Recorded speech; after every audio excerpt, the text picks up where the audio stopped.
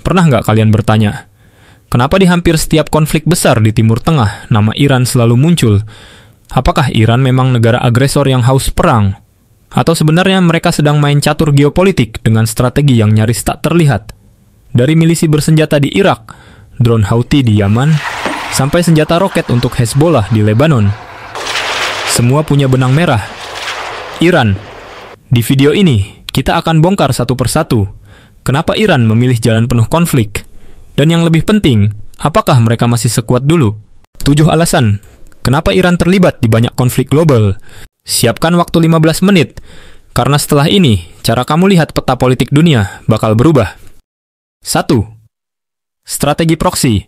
Senjata tanpa nama. Sejak revolusi 1979, Iran membangun jaringan kelompok militan, Hezbollah di Lebanon, milisi Syiah di Irak, Houthis di Yaman, hingga dukungan terhadap Hamas dan PJAD. Menurut laporan Amerika Serikat, Iran memberi dana tahunan 700 juta dolar Amerika pada Hezbollah dan puluhan juta ke milisi Palestina.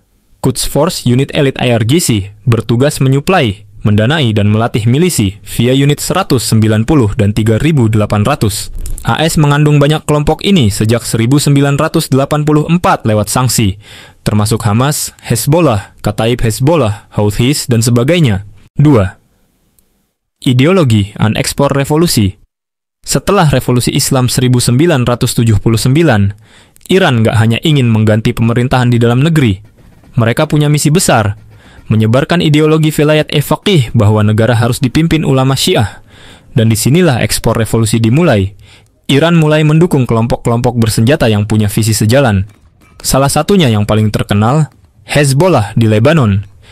Didirikan pada 1982, mereka mendapat pelatihan militer, senjata, dan dana dari Iran, termasuk dari pasukan elit IRGC, khususnya Quds Force. Tapi tak hanya kekuatan militer yang dikirim Iran. Mereka juga menyebar pengaruh lewat soft power, membangun sekolah-sekolah, rumah sakit, bahkan media seperti Al-Manar TV yang menyebarkan narasi anti-Israel dan mendukung Iran. Ini strategi jangka panjang. Dengan menanamkan pengaruh ideologis, Iran menciptakan generasi baru yang loyal, bukan hanya secara militer, tapi juga secara pikiran. 3. Saingan Sunni Syiah dan perebutan kekuatan regional konflik antara Iran dan Arab Saudi bukan cuma soal politik. Ini soal dua kutub besar Islam, Syiah versus Sunni. Keduanya berebut pengaruh regional. Dan perang ini nggak berlangsung langsung, tapi lewat negara-negara lain.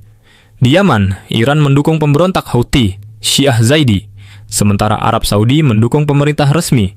Di Suriah, Iran membantu rezim Bashar al-Assad yang Alawi dan dekat ke Syiah, sedangkan Saudi mendukung kelompok oposisi Sunni.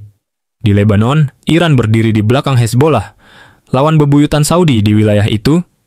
Iran bahkan membangun jalur darat strategis dari Tehran ke Beirut lewat Irak dan Suriah, dikenal sebagai Shia Crescent. Ini bukan sekadar jalur darat, tapi lifeline logistik buat senjata, dana, dan pasukan proksi. 4. Strategi pertahanan. Cegah serangan langsung. Iran tahu mereka dikelilingi musuh. Israel, Saudi, pangkalan militer Amerika Serikat di Irak, Qatar, Bahrain.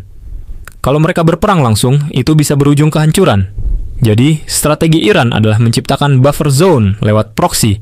Mereka menyerang musuh dari jauh, tanpa harus mengibarkan bendera Iran. Tapi April 2024 menjadi titik balik. Untuk pertama kalinya, Iran langsung meluncurkan rudal dan drone ke Israel, dibarengi serangan milisi dari Lebanon, Irak, dan Yaman. Meski begitu, dalam konflik Gaza terbaru, milisi pro-Iran tidak berdampak besar terhadap jalannya perang. Ini bikin banyak pihak mempertanyakan, apakah jaringan proksi Iran masih efektif seperti dulu? 5. Presiden lawan. Alasan keterlibatan konflik Iran dengan Amerika dan sekutunya bukan barang baru. Sejak revolusi 1979, Amerika Serikat dijuluki setan besar.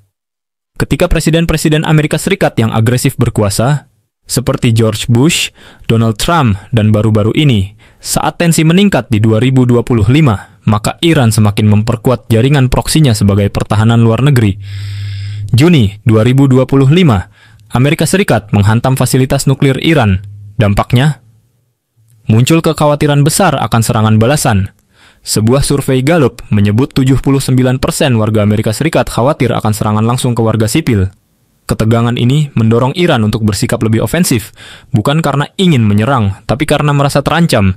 defensif yang ofensif. 6. Kredibilitas proksi kini diragukan, namun kini jaringan yang selama ini jadi andalan Iran mulai menunjukkan retakan. Menurut laporan dari The Guardian dan Institute for the Study of War, kelompok seperti Hezbollah, milisi Irak, dan Houthi justru memilih berhati-hati dalam merespons konflik besar yang terjadi. Mereka lebih memilih low profile, sebagian karena tekanan militer dari Israel dan Amerika Serikat, sebagian lagi karena kondisi dalam negeri mereka sendiri. Ini menunjukkan bahwa kekuatan Iran lewat proksi mulai memudar. Mereka nggak bisa lagi mengontrol respons seperti dulu. 7. Ancaman masa depan dan dimensi global. Tapi jangan salah, meski jaringan proksinya melemah, Iran masih punya kartu kuat. Salah satunya, Selat Hormuz, jalur vital 20% ekspor minyak dunia. Jika Iran menutup jalur ini, bisa memicu krisis global. Selain itu, Israel mulai meluncurkan serangan langsung ke infrastruktur militer Iran. Tujuannya jelas, menghancurkan fondasi kekuasaan Khamenei. Dalam kondisi ini, ada dua kemungkinan masa depan. Iran bisa makin agresif, atau justru menarik diri dan fokus membangun kekuatan nasional tanpa banyak campur tangan asing. Apapun langkahnya, yang pasti, peta geopolitik Timur Tengah akan terus berubah dan Iran tetap jadi pemain utama.